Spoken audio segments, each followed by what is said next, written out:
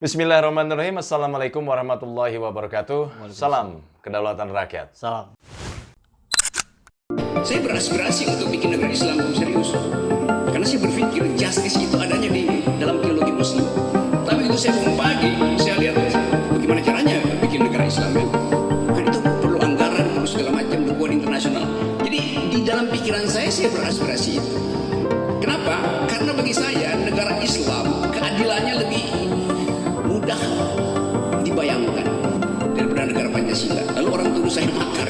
Padahal saya membayangkan justice, efisiensi di dalam menghasilkan distribusi keadilan. Karena saya belajar filsafat Islam, saya belajar hukum Islam segala macam. Jadi timbul ide di saya bikin perbandingan. Jadi setiap ide muncul karena ada perbandingan.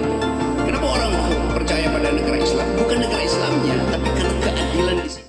Sahabat, ada yang menarik dari konten video yang berisi pemikiran Rocky Gerung soal justice atau keadilan, ya, khususnya keadilan dalam Islam. Jadi menurut Rocky Gerung ini, sahabat, keadilan itu adanya di dalam teologi Muslim. Jadi efisiensi di sini disebutkan, efisiensi dalam mendistribusikan keadilan. Tapi tentu saja kita tidak bicara soal negara Islam seperti yang disebutkan bahwa itu terinspirasi itu Rocky Gerung untuk negara Islam, kenapa tidak gitu. Tapi tentu saja Rocky Gerung juga mengatakan nggak mungkin kita akan membahas itu. Nah, kita juga tidak akan membahas itu, sahabat. Kita akan membahas lebih kepada bagaimana sih penerapan atau mungkinkah penerapan prinsip-prinsip keadilan dalam Islam di kehidupan. Apakah kehidupan dalam bernegara, ya kan? Ataukah apalagi kehidupan dalam bermasyarakat gitu, Kang Epul? Respon pertama saya, Kang, terhadap video barusan, saya berdoa mudah-mudahan Rocky Gerung segera mualaf. Amin. Ya, karena kita lihat banyak sekali pemikiran seorang Rocky Gerung yang berkesesuaian dengan konsep-konsep Islam. Dan tentu ini juga menarik, menjadi fenomena yang unik ya di Indonesia. Ada Rocky Gerung, ada Lisung Karisma, ada Niko Silalahi. Itu para orang-orang yang non-Muslim tapi memahami konsep-konsep Islam dengan cukup jernih. Dan apa yang disampaikan seorang Rocky Gerung, saya kira ini satu dari sebuah paket lengkapnya Islam. Makanya ada dalil itu, masuklah ke dalam agama Islam itu secara kafah gitu. Secara menyeluruh, keseluruhan. Kenapa? Karena Islam sudah memiliki seluruh perangkatnya gitu. Jadi kalau kita mau fair, memang di perbandingan agama pun kitab suci agama yang paling lengkap membahas seluruh hal dalam kehidupan manusia ya Islam gitu. Jadi bicara tentang keadilan yang itu penerapannya dalam konteks kita bernegara, itu pun salah satu dari yang dibahas oleh Islam.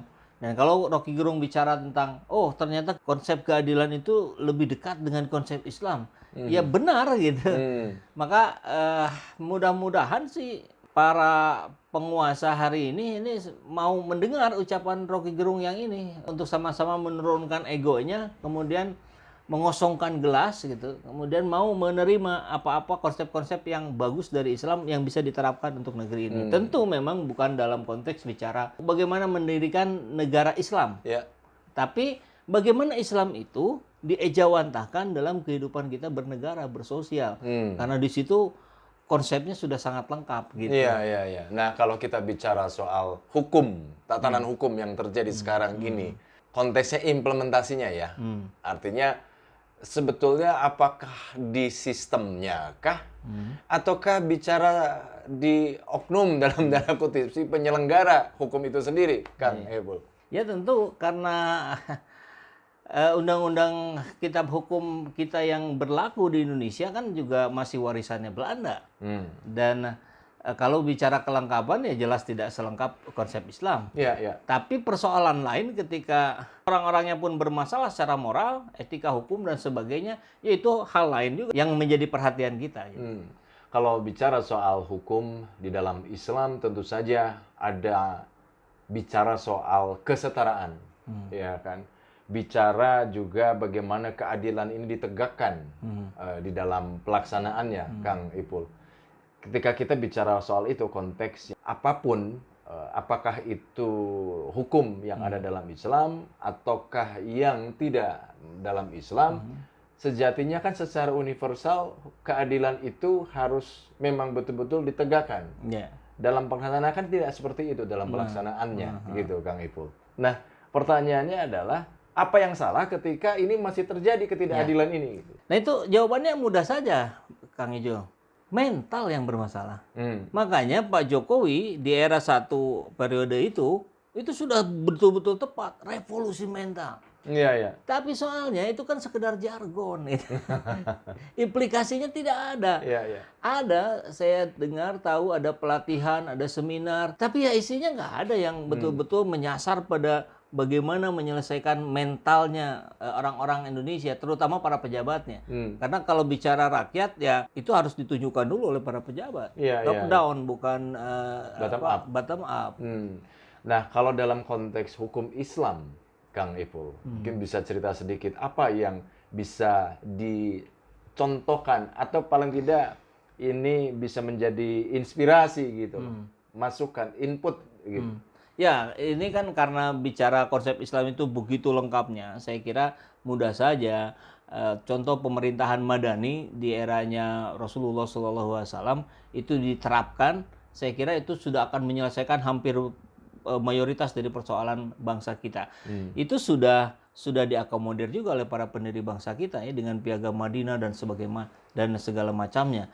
Tapi jadi menariknya Indonesia ketika the founding father pun sudah menunjukkan empatinya terhadap etnis, terhadap pikiran, terhadap golongan-golongan yang lain. Maka penerapan syariat Islam yang tadinya ada dalam butir-butir Pancasila itu dihilangkan. Nah ini kan sebetulnya empatik yang luar biasa dari kalangan Islam terhadap minoritas. Iya, iya.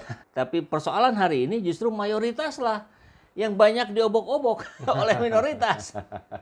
Jadi terbalik ya, Kang ya. Dan yang lebih terbaliknya lagi ya tadi yang kita bahas. Salah satu pembelanya adalah Rocky Gerung. Yang non-muslim justru. Iya. Sedangkan di muslim sendiri banyak orang-orang yang mempermasalahkan itu. Mempermasalahkan konsep-konsep Islam. Bahkan berupaya mendegradasikan umat muslim. Terima kasih sudah menonton video ini sampai akhir. Bila sahabat semua tertarik untuk menonton video-video seperti ini, sahabat bisa memberikan dukungannya kepada kami dengan membeli merchandise yang ada di bawah ini.